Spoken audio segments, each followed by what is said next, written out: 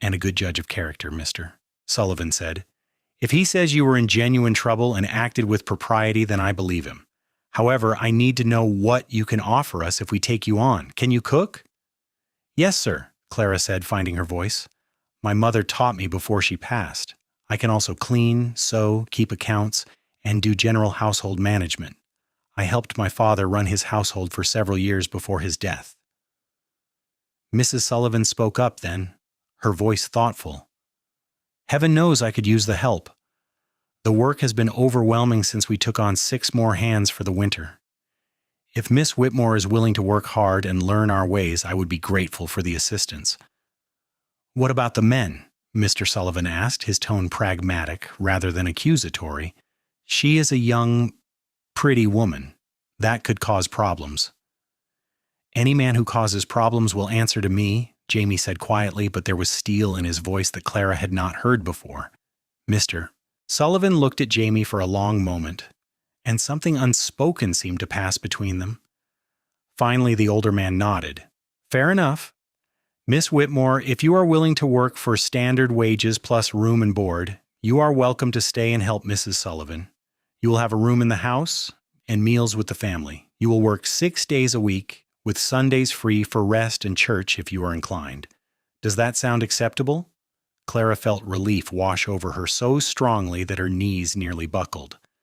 More than acceptable, sir. Thank you. I promise you will not regret this. See that we do not, Mr. Sullivan said, but his tone was not harsh. Margaret, why do not you show Miss Whitmore to her room and get her settled? Jamie, walk with me a moment. Mrs. Sullivan led Clara through the house, pointing out the kitchen, dining room, and various other rooms as they went. They climbed a narrow staircase to the 2nd floor, where Mrs.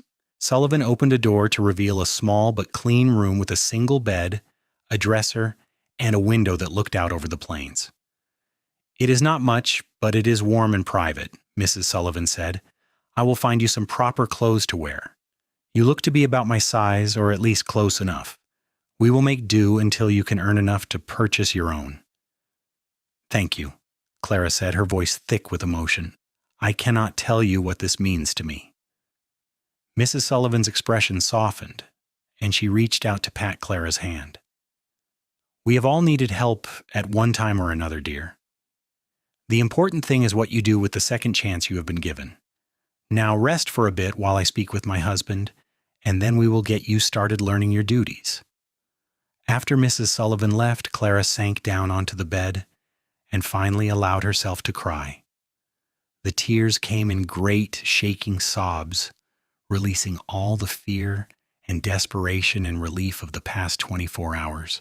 She had lost everything, been cast out into the cold to die, and somehow, miraculously, she had been saved. And not just saved, but given a real chance to rebuild her life. And it was all because of Jamie Garrett, a cowboy who had chosen to stop and help when he could easily have ridden past.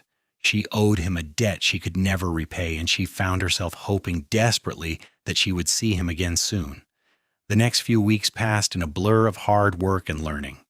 Mrs. Sullivan was a patient but exacting teacher, showing Clara how to cook for a dozen hungry ranch hands, how to keep a large household running smoothly, and how to manage the endless rounds of washing, mending, and cleaning that came with running a ranch.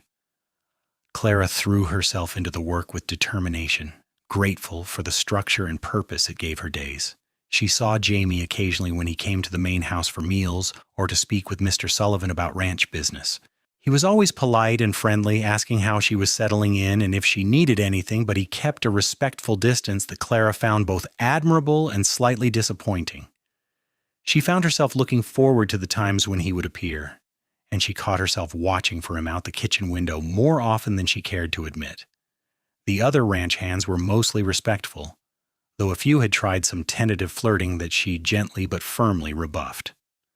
Word had spread quickly that Jamie Garrett had claimed an interest in Miss Whitmore's welfare, and none of the men seemed inclined to test whether that interest was merely protective or something more possessive.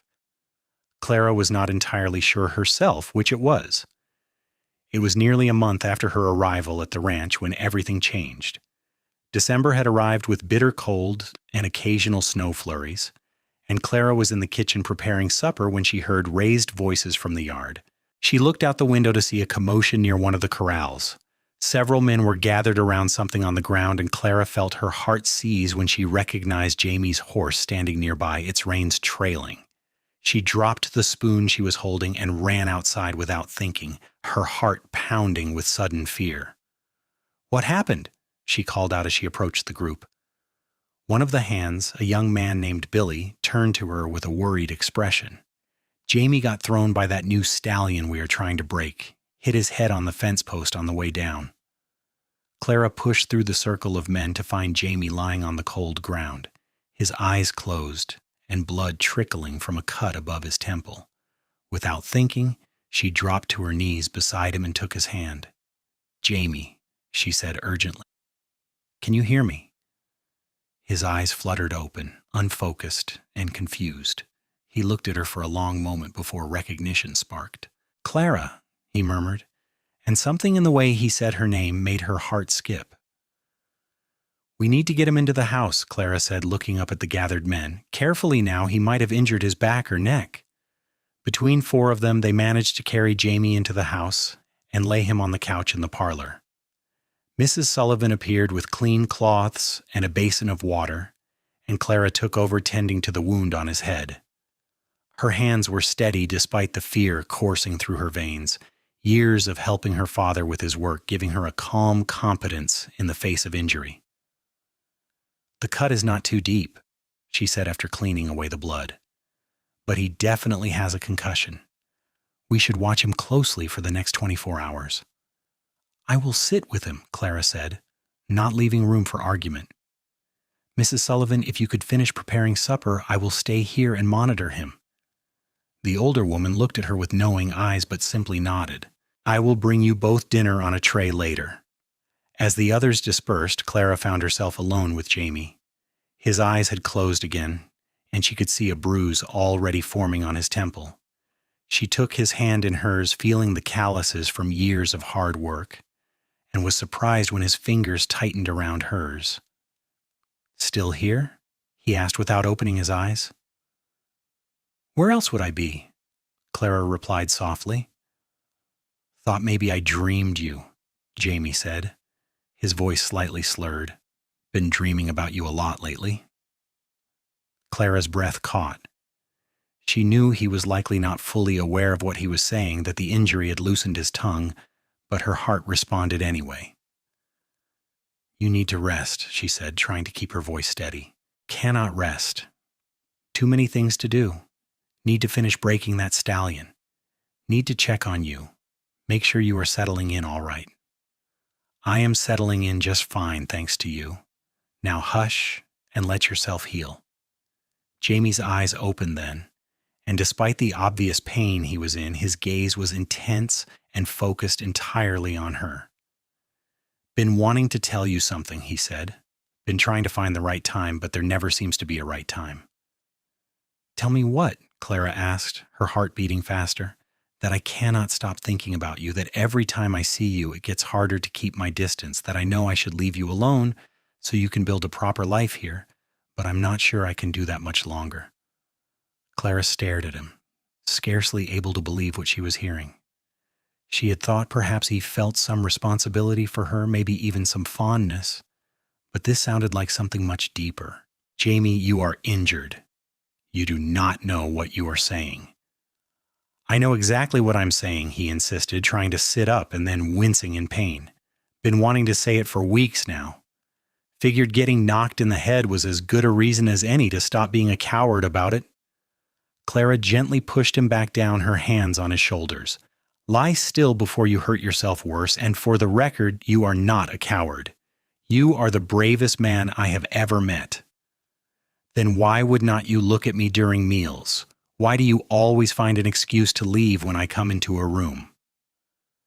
Clara felt heat flood her cheeks. She had not realized her own behavior had been so obvious. "Because I was trying to protect your reputation," she admitted quietly. "Everyone already thinks the worst about what happened that first night. I did not want to give them more fuel for gossip." "I do not care what people think," Jamie said firmly. "Never have. All I care about is that you are safe and happy. And if I am being honest, that maybe you might feel even a fraction of what I feel for you." Clara looked down at their joined hands, her mind racing. She knew she had feelings for Jamie, had known it for weeks if she was being honest with herself. But she had convinced herself that it was merely gratitude, that it would fade with time. Hearing him speak so openly had shattered that illusion completely. "I feel more than a fraction," she said softly, meeting his eyes. "I think I started falling for you the moment you wrapped your coat around me and told me I was safe. But Jamie, you need to understand something. I have nothing to offer you. No money, no family, no prospects. You deserve better than a woman with a ruined reputation and not even a proper dress to her name." Jamie's expression turned fierce despite his obvious pain. "You listen to me, Clara Whitmore. You have more to offer than any woman I have ever met. You are smart and strong and brave. You did not fall apart when life knocked you down. You picked yourself up and started over. That takes a kind of courage most people never find. And as for your reputation, anyone who judges you for being thrown out in the cold by a heartless woman can answer to me." "But," Clara started. "No buts. I am not saying we need to rush into anything. I know you need time to build your own life, to figure out who you are out here, but I needed you to know how I feel.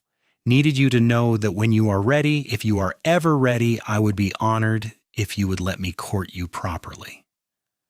Clara felt tears sliding down her cheeks, but for once they were tears of happiness rather than despair. "I would like that," she whispered. "I would like that very much." Jamie smiled, that beautiful smile that transformed his whole face, and then his eyes drifted closed again. "Good," he murmured. "That is real good. Now I think I might need to sleep for a bit." "Yes, you do," Clara said, squeezing his hand gently. "I will be right here when you wake up." She stayed beside him all through that night and into the next day, monitoring his condition and making sure he woke periodically. Mrs. Sullivan brought meals and checked on them both, and Clara did not miss the approving look in the older woman's eyes. By the second day, Jamie was much improved, though still prone to headaches and dizziness. When he was finally well enough to return to his cabin, Clara walked with him to the door. They stood on the porch in the cold December air, the mountains rising majestically in the distance and the sun beginning to set in a blaze of orange and gold. "Thank you for taking care of me," Jamie said, his hat in his hands. "I meant what I said, Clara, every word." "So did I," Clara replied. "But let us take this slow, all right? I want to do this properly." "Slow is fine by me. We have got all the time in the world." He reached out and tucked a strand of hair behind her ear, his touch gentle and reverent, and Clara felt warmth bloom in her chest that had nothing to do with the temperature. She watched him walk toward his horse, and when he turned back to wave before mounting, she waved back with a smile that felt like it might split her face in two. Over the following months, Jamie courted Clara with an old-fashioned patience and respect that won over even the most skeptical members of the community. He would come to the main house on Sunday afternoons, and they would walk together across the ranch lands talking about everything and nothing. He brought her small gifts, a book of poetry he thought she might enjoy, a warm shawl he had bartered for in town, wildflowers even in the dead of winter that he had somehow managed to find growing in a sheltered spot. Clara, for her part, found herself blooming under his steady attention. She had never felt so seen, so valued by another person. Jamie listened when she talked about her dreams and fears, her memories of her parents, her hopes for the future. He shared his own stories in return, tales of growing up in Texas, of the war and its aftermath, of coming north to find a new life. They laughed together and sometimes argued about books and ideas, but even their disagreements felt like a kind of intimacy. By the time spring arrived, painting the plains green and filling the air with the scent of new grass and wildflowers, Clara knew with absolute certainty that she was in love with Jamie Garrett. She could see it reflected in his eyes every time he looked at her, and the knowledge filled her with a joy she had never known existed. It was on a Sunday afternoon in late April, with the sun warm on their faces and the sound of meadowlarks singing in the grass, that Jamie took both her hands in his and dropped to one knee. "Clara Whitmore," he said, his voice steady and sure. "I know we have not been courting long by some people's standards, but I have known since the first night I found you that you were someone special. You have made me happier than I ever thought possible, and I cannot imagine spending my life with anyone else. Would you do me the honor of becoming my wife?"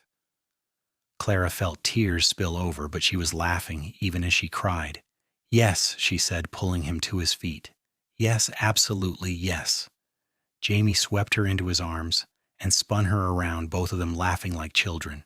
When he set her down, he cupped her face in his hands and kissed her for the first time, a sweet, gentle kiss that held the promise of all the years to come. They were married in early June in a simple ceremony at the small church in Laramie. Mrs. Sullivan helped Clara make a simple but beautiful dress from white cotton, and Mr. Sullivan walked her down the aisle since she had no father to do so. Most of the ranch hands attended, along with several people from town who had come to respect and admire Clara's hard work and gentle nature over the past months. Even Mrs. Hackley appeared at the back of the church, though Clara noticed she left before the reception, perhaps feeling some shame over her actions the previous autumn. Jamie looked devastatingly handsome in a new suit, his dark hair neatly combed and his eyes shining with emotion as Clara walked toward him.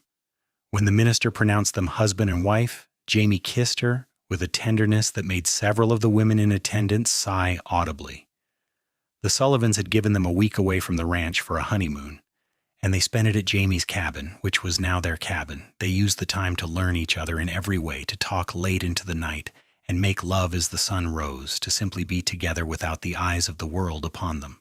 Clara had never known such happiness existed, had never imagined that intimacy could be both passionate and tender, exciting and comforting all at once. When they returned to the ranch, they settled into the rhythm of married life. Clara continued helping Mrs. Sullivan with the household, though now she also had her own home to care for in the evenings. Jamie worked the ranch during the day, and each evening he would come home to find Clara waiting for him, supper prepared, and the small cabin transformed into a real home. They talked about their future during those evening hours, making plans and dreaming dreams. Jamie had been saving his wages, and he told Clara about his hope of someday buying a small piece of land and starting their own ranch. Clara encouraged him in this dream, even as she shared her own hope that they might start a family once they were more settled. The seasons turned, and their love deepened with each passing day. They had their disagreements, of course, moments of frustration or miscommunication, but they learned to talk through their problems rather than letting them fester. Jamie proved to be an attentive and considerate husband, always thinking of Clara's needs and happiness. Clara, in turn, showed him a kind of steady, unwavering support and affection that healed old wounds he had not even realized he still carried. By the time their first anniversary arrived, Clara was pregnant with their first child. Jamie was overjoyed at the news, though he immediately became almost comically overprotective, insisting that Clara rest more and take on fewer duties. Mrs. Sullivan, who had become like a mother to Clara, simply laughed and assured Jamie that pregnancy was not an illness and that Clara was perfectly capable of managing her own activities. The baby came in March of 1880. A healthy boy with his father's dark hair and his mother's green eyes. They named him Samuel James Garrett, after Jamie's father who had died before the war. Jamie held his son with such tenderness and awe that Clara fell in love with him all over again, watching this strong, capable man reduced to tears by the miracle of new life. Motherhood transformed Clara in ways she had not anticipated. She had always been capable and organized, but now she discovered reserves of patience and love she had not known she possessed. Samuel was a good baby, healthy and generally content, and Clara loved every moment of caring for him, even the exhausting nights and the overwhelming responsibility. Jamie was a devoted father, spending every spare moment with his son. He would come in from a long day of work and immediately take Samuel from Clara's arms, walking the floor with him and talking to him about horses and cattle in the wide Wyoming sky. Clara would watch them together and feel her heart swell almost painfully with love for both of them. 2 years later, they welcomed a daughter into the world. They named her Rose Margaret, the first name because Clara had always loved roses, and they reminded her of her mother's garden in Ohio, and the middle name in honor of Mrs. Sullivan. Rose was more spirited than her brother had been, quick to laugh but also quick to tears, and she wrapped both her parents around her tiny finger from the moment she was born. By this time, Jamie had saved enough money to make a down payment on a piece of land about 10 miles from the Double Bar Ranch. It was not much, only 160 acres, but it had good water and grass, and Jamie was confident he could build it into something substantial with time and hard work. Mr. Sullivan, who had come to regard Jamie almost as a son, helped him acquire a small starter herd of cattle at a fair price. They built a new house on their land, nothing fancy but larger than the cabin, and with room for their growing family. Clara poured her energy into making it a home, sewing curtains and planting a garden, creating a space where their children could grow and thrive. Jamie worked from dawn to dusk building the ranch, and though the work was hard and sometimes uncertain, he had never been happier. The years passed in a blur of hard work and simple joys. Samuel grew into a thoughtful, responsible boy who loved working alongside his father with the cattle and horses. Rose was more interested in books and learning, though she could ride as well as any boy her age. In 1884, they welcomed another son, Thomas, and in 1886, twin girls arrived unexpectedly, causing both chaos and delight in equal measure. Through it all, the love between Clara and Jamie only grew stronger. They had built a life together from nothing, had created a family and a home in this wild, beautiful place. There were hard times, certainly. Years when the weather was bad and the cattle prices low, times when money was tight and worry kept them awake at night. But they faced everything together, drawing strength from each other and from the deep well of love that sustained them both. Clara sometimes thought back to that terrible night in November of 1878, when she had been cast out into the cold, with nowhere to turn and no hope in sight. She remembered the desperation and fear, the certainty that her life was over before it had truly begun. And then she thought of Jamie appearing out of the darkness like an answer to a prayer she had not known how to voice, offering help without judgment and kindness, without expectation of reward. That single act of compassion had changed the course of both their lives. It had given Clara not just a second chance, but a whole new life she could never have imagined. It had given Jamie the family and the love he had always secretly yearned for but never thought he deserved. On their 10th wedding anniversary, Jamie took Clara back to the spot where he had first found her on that long-ago November night.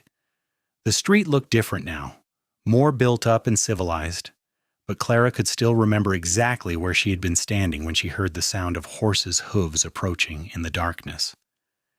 "Do you ever regret it?" Jamie asked, his arm around her waist as they stood together in the fading light. "Coming west? Going through everything you went through?" Clara leaned into him, breathing in the familiar scent of him, feeling the solid strength of his presence beside her. "Not for a single moment," she said. "Every hardship, every moment of fear and uncertainty, it all led me to you. How could I regret that?" "I thank God every day that I happened to be riding down this street that night," Jamie said quietly. "My whole life changed in that moment." "Mine too," Clara whispered. They stood together in the gathering darkness, two people who had found each other against all odds, who had built something beautiful and lasting from the ashes of their separate tragedies. Around them, the town of Laramie bustled with evening activity, but they were lost in their own world, remembering and grateful. The years continued to pass, bringing with them the joys and sorrows common to all lives. They lost Mrs. Sullivan to pneumonia in 1890, a blow that hit Clara particularly hard.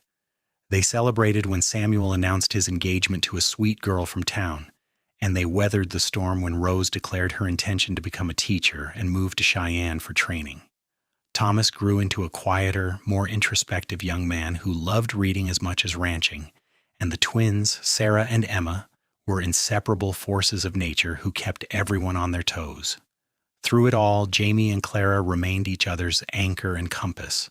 They had learned over the years how to support each other through grief and disappointment, how to celebrate each other's victories, how to maintain intimacy and romance even amid the chaos of raising 5 children and running a ranch. They still took walks together on Sunday afternoons when they could, still talked late into the night about their dreams and fears, still looked at each other across a crowded room and felt that spark of recognition and love. In 1895, they became grandparents for the first time when Samuel and his wife welcomed a daughter. Jamie, holding his granddaughter for the first time, looked at Clara with tears in his eyes. "Did you ever imagine this?" he asked. "That night I found you, did you ever imagine we would end up here?" "No," Clara said honestly, reaching out to touch the baby's tiny hand. "I could not have imagined any of this. It is so much more than I ever dreamed possible." As they stood together, 3 generations of family around them, Clara felt a profound sense of gratitude wash over her. Her life had not turned out anything like she had planned when she was a young woman in Ohio. She had lost her parents, her home, her security. She had been cast out and left to die in the cold November night. But from that darkness had come the greatest blessings of her life. She looked at Jamie, this man who had saved her life, and then given her a reason to live it fully. She thought of their children, each one unique and precious, and now this grandchild who represented the future they were building together. She thought of their ranch, hard won and still growing, a legacy they would leave behind. "I love you," she said to Jamie, the words as true and necessary as breathing. "I have loved you from the beginning, and I will love you until the end." Jamie smiled, that same smile that had captivated her 17 years ago and pulled her close. "And I love you, Clara Garrett. You are the best thing that ever happened to me."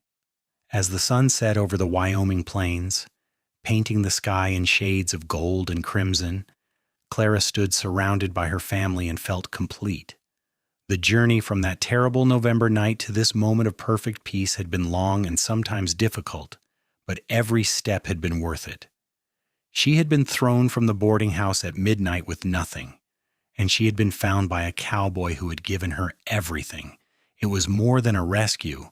It was a love story written in the Wild West, and it would endure for generations to come.